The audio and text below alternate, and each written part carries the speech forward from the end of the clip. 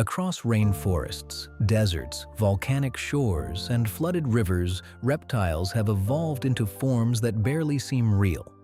Some vanish into bark and leaves. Others survive in salt water, glide between trees, or hunt beneath the cover of darkness. These are the reptiles that seem almost unreal, shaped by millions of years in some of the harshest and strangest environments on Earth. Bush viper, a rainforest snake. At first glance, the bush viper looks like something the forest designed to fool the eye. Each scale lifts and edges upward like a tiny leaf blade, catching light, scattering it, and breaking the body's outline.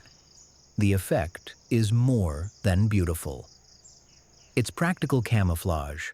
Atheris squamigera lives in the rainforests of Central and West Africa, where life stacks in layers: leaf litter, shrubs, low branches, and climbing vines. Unlike many snakes, bush vipers spend much of their time above the ground. Up here, the air is cooler, the view is filtered by foliage, and the pathways are narrow and three-dimensional. The body fits the job. Those rugged, strongly keeled scales give traction against wet bark and slick leaves. A prehensile tail serves as a quiet anchor, wrapping a twig while the head explores the next foothold. Movement is unhurried and deliberate. In a forest of ambushes, haste wastes energy. Coloration shifts dramatically across individuals and localities: emerald green, yellow, orange, even mottled mixes that echo moss and lichen. That variety isn't fashion, it's function. In filtered light, patterns and edges count more than bold shapes. The viper's skin turns the chaos of leaves into a hiding place. Bush vipers are mostly nocturnal.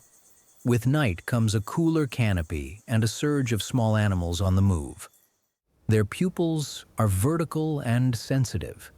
But unlike pit vipers of the Americas, these African vipers have no heat-sensing pits.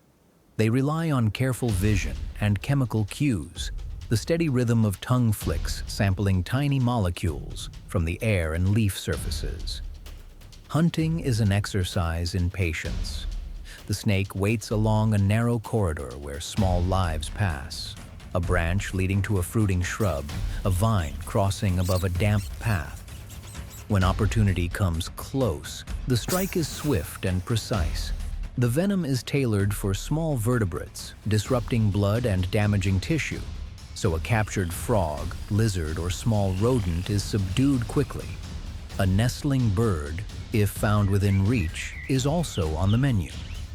The snake swallows headfirst, then settles back into stillness, letting digestion do its slow work. By day, a bush viper may coil on a low branch, body slightly flattened to blend with leaves.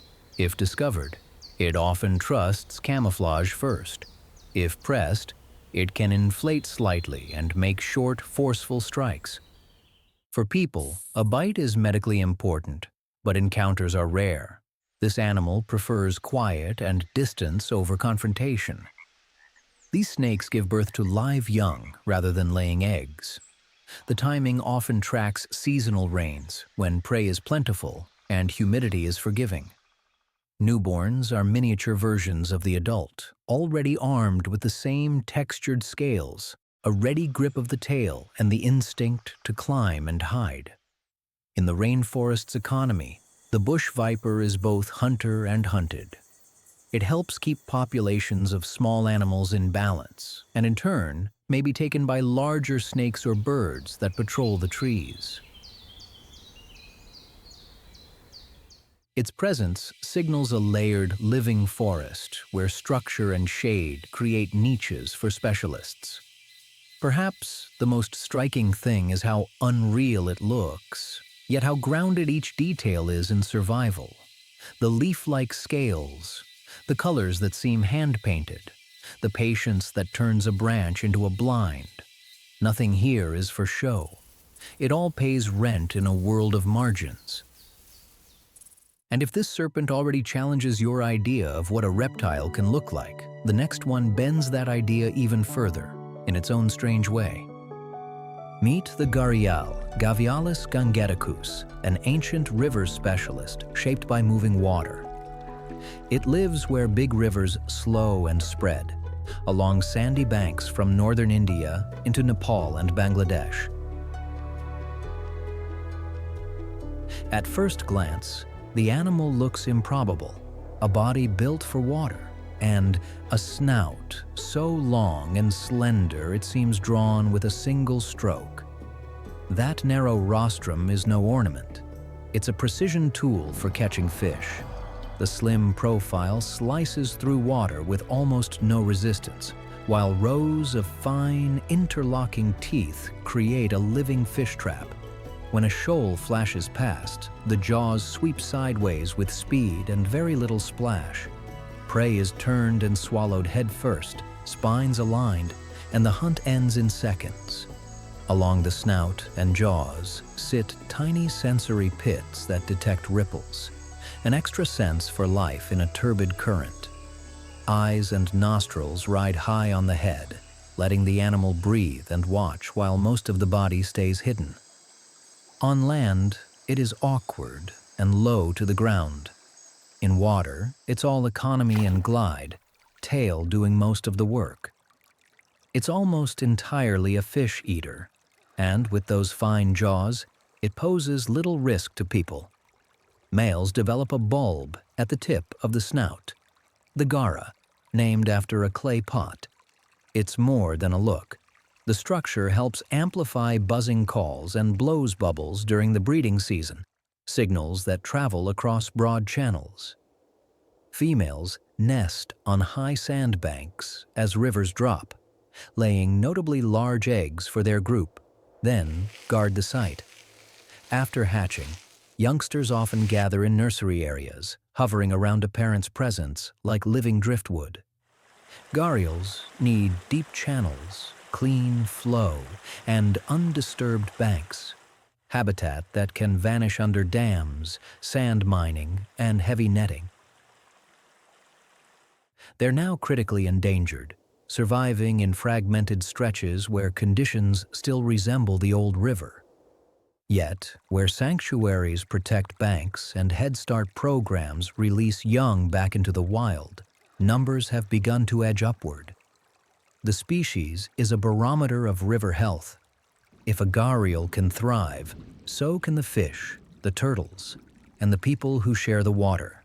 A face that seems unreal, perfectly real for its world. And in following this specialist, we're reminded how many shapes a river can sculpt, each one a different answer to the same moving water. From here, the current carries us to another design, equally unlikely, born of the same restless flow. If a crocodile shaped by rivers already feels improbable, the next reptile leaves the river behind entirely, entering a world of black volcanic rock, crashing surf, and cold ocean water. Along the black volcanic shores of the Galapagos lives a reptile that seems unreal until you watch it work. The marine iguana, Amblyrhynchus cristatus, is the only lizard that makes a living from the sea. Its dark body isn't for drama. It's a solar panel, tuned to absorb heat fast from cold, wind-polished rock. Everything about this animal is an answer to the coastline. A low, weighty body that hugs the ground in the wind, long claws that bite into wet stone, a tail flattened side to side, built more like an oar than a rudder. And over the snout, a set of nasal salt glands, tiny desalinators that let the iguana handle constant exposure to seawater. Feeding happens in the surge. They graze algae, not with a nibble but with a scrape. The snout is blunt, the teeth short and tricuspid, perfect for shearing mats of seaweed from rock. Big males often push farther, diving beyond 10 meters when conditions allow. Heart rate slows. Oxygen is rationed. Minutes later, the iguana surfaces colder and crusted with seawater, then climbs back into the heat to recharge. Salt is the constant cost of this lifestyle. Excess brine is forced out through those nasal glands in sudden, almost comical blasts. The spray dries into a pale frosting along the face. It's not a quirk, it's plumbing. Life on land follows its own rhythm. They crowd together to warm quickly, then spread out to avoid fights. Males defend small territories with head-bobbing displays, the language of status etched in posture and timing. In the breeding season, some populations flush with reds or greens, brief signals painted over charcoal skin. Nesting happens away from the surf in sandy or loose soils warmed by the equatorial sun. Females dig, lay a handful of eggs, and cover them carefully.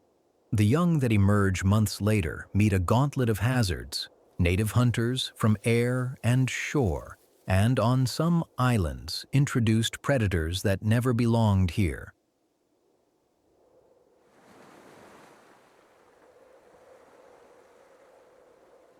As algae gardeners, marine iguanas shape the rocky shallows and shuttle nutrients between sea and land.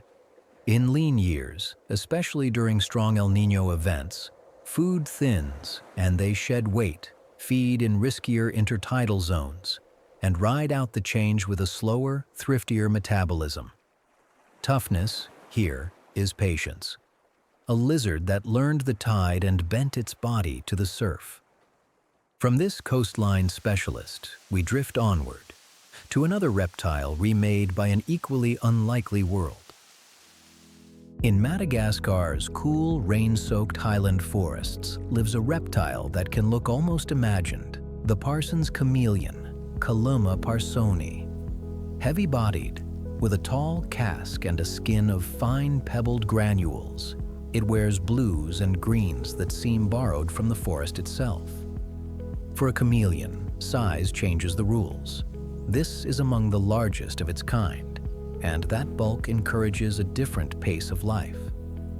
Movement is deliberate, a measured sway that mirrors leaves in a breeze. The feet act like living clamps, 2 toes grouped against 3, while a prehensile tail anchors each decision before the body commits. The eyes feel otherworldly for good reason. Each turret swivels on its own, surveying almost every direction without moving the head. When something interesting appears, the eyes align, depth is fixed, and focus snaps into precision. Then comes the moment where slow meets sudden. A coiled system of elastic tissue in the tongue loads like a spring. With a release, the tongue fires, accelerating faster than muscle alone could manage. A soft, sticky tip spreads on contact, and an insect disappears back toward the waiting jaws. Most meals are arthropods, though a chameleon this large may occasionally take other small forest creatures. Color here isn't simple paint. Rather than mixing pigments, the skin shifts the spacing of tiny crystals that reflect light. That tuning changes the wavelengths we see, from muted forest tones to brighter signals. It's useful for temperature control, camouflage, and conversation, especially when neighbors test boundaries. A male can flatten his body, lift the casque, and intensify his hues to say, "This branch is taken." Life history only adds to the sense of the unreal. Females bury eggs that may take well over a year, sometimes closer to 2, to hatch, an extraordinary incubation for a reptile. The young emerge into a world where patience is an advantage, and growing slowly can mean living longer. All of this depends on humid montane rainforest, dense foliage, mossed branches, and stable shade. Where trees fall and edges dry, chameleons thin out. Protecting intact forest keeps this lineage of quiet specialists on the branches, doing the work of insect control, and, frankly, reminding us what evolution can build. One reptile that bends light with crystals in its skin is surprising enough. The next has a different trick entirely, equally improbable, and just as real. In the warm nights of Southeast Asia, a sharp, echoing call carries through the trees.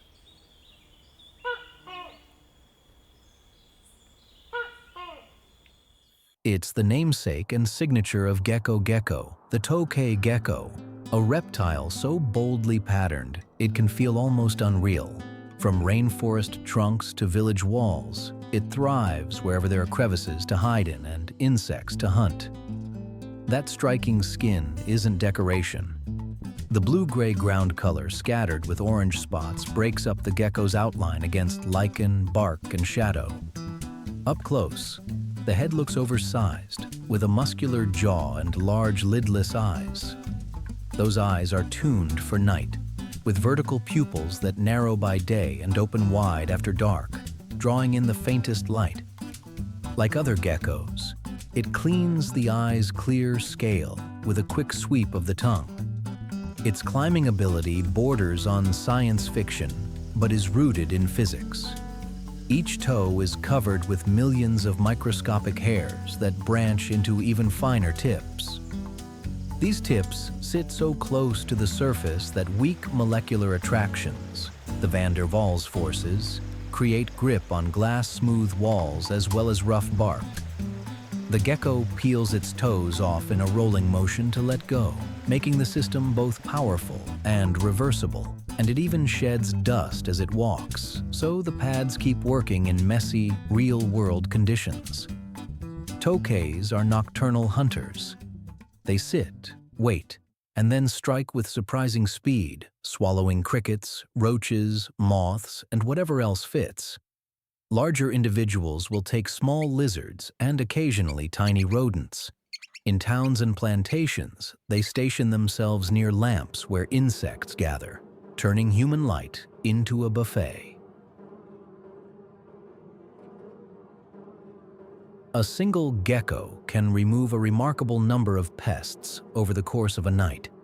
The color that looks fluorescent under a flashlight serves a quieter purpose to the gecko itself. Against mottled bark and moonlit leaves, those orange speckles act like visual static, disrupting the body's edge so predators and prey hesitate that extra heartbeat. Camouflage by pattern, not by invisibility. Tokays are famously vocal and territorial. The repeated call advertises an occupied patch of trunk, wall, or rafters, and it's also a broadcast to potential mates. When threatened, they stand their ground, gape wide to show the bright mouth lining, and deliver a bite that can make even experienced hands think twice. If grabbed by the tail, they can shed it, a last resort distraction that eventually regrows. Reproduction is minimal and efficient. The female typically lays 1 or 2 hard-shelled eggs and cements them to a secure surface, like a hollow-in wood or a tucked-away beam. Adults often remain nearby, and the eggs develop for weeks to months, depending on temperature. Hatchlings emerge with working toe pads and a full set of instincts, ready to climb and hunt from their first night. Across rainforests, farms, and city edges, the Tokay gecko is both predator and prey, eating insects in bulk and feeding snakes, birds, and small mammals in turn. It's a vivid reminder that evolution doesn't shy away from bold designs when they work. Neon spots, lidless eyes, and gravity-defying feet come together in a reptile that seems imagined, yet is perfectly at home in the dark. And even after centuries of studying reptiles, the list still feels unfinished. New species continue to appear in isolated forests, remote islands, and river systems that remain only lightly explored. Others have lived beside people for generations, yet still reveal behaviors, adaptations, and relationships we barely understood before. The deeper we look, the less static these animals seem. Evolution is still experimenting, and the world is still full of shapes, strategies, and lives waiting to be noticed.